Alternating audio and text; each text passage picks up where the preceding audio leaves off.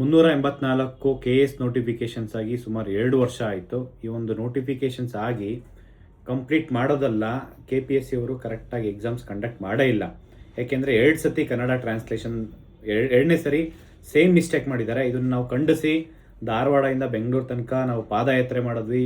ಮತ್ತು ಸುಮಾರು 3000 ಜನ ಕ್ಯಾಟಲ್ ಇವಾಗೂ ಅಪ್ಲಿಕೇಶನ್ಸ್ ಪೆಂಡಿಂಗ್ ಇದೆ ಮತ್ತು ಹೈಕೋರ್ಟಲ್ಲಿ ಪೆಂಡಿಂಗ್ ಇದೆ.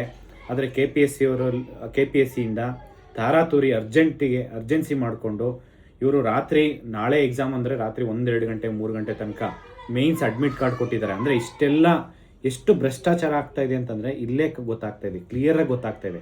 KPSC ಅವರೇ ಅಕ್ಸೆಪ್ಟ್ ಮಾಡಿದ್ದಾರೆ ಕನ್ನಡ ಟ್ರಾನ್ಸ್ಲೇಷನ್ ಮಿಸ್ಟೇಕ್ ಇದೆ ಅಂತ ಹೇಳ್ಬಿಟ್ಟು. ಹಂಗಾಗಿ ಕೂಡ ಕನ್ನಡ ಅಭ್ಯರ್ಥಿಗಳಿಗೆ ನ್ಯಾಯ ಕೊಟ್ಟಿಲ್ಲ.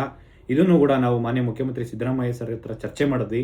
ಆದರೆ ಇಲ್ಲಿವರೆಗೂ ಕನ್ನಡ ಅಭ್ಯರ್ಥಿಗಳೇ ಸುಮಾರು 76,000 ಜನ ಕನ್ನಡ ಅಭ್ಯರ್ಥಿಗಳಿದ್ದಾರೆ, KS ಕನ್ನಡ ಅಭ್ಯರ್ಥಿಗಳು. ಅವರಿಗೆ ನ್ಯಾಯ ಕೊಟ್ಟು ಈ ಒಂದು ನೋಟಿಫಿಕೇಷನ್ಸ್ ಕಂಪ್ಲೀಟ್ ಮಾಡಿ ಅಂತ ಹೇಳ್ಬಿಟ್ಟು ಇವಾಗಲೂ ನಾವು ಪ್ರಶ್ನೆ ಮಾಡ್ತಾ ಇದ್ದೀವಿ. ಕೋರ್ಟಲ್ಲಿ ಇವಾಗಲೂ ಕೇಸ್ ಇದೆ.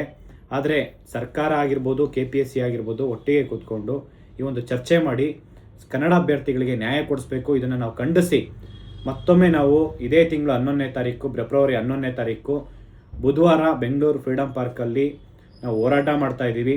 ದಯವಿಟ್ಟು ಎಲ್ಲ KS ಆಸ್ಪಿರೆಂಟ್ಸು ಈ ಒಂದು ಹೋರಾಟಕ್ಕೆ ಭಾಗಿಯಾಗಿ ಅಂತ ಹೇಳ್ಬಿಟ್ಟು ಮನವಿ ಮಾಡ್ಕೊತೀನಿ. Thank you so much. ನಮಸ್ಕಾರ.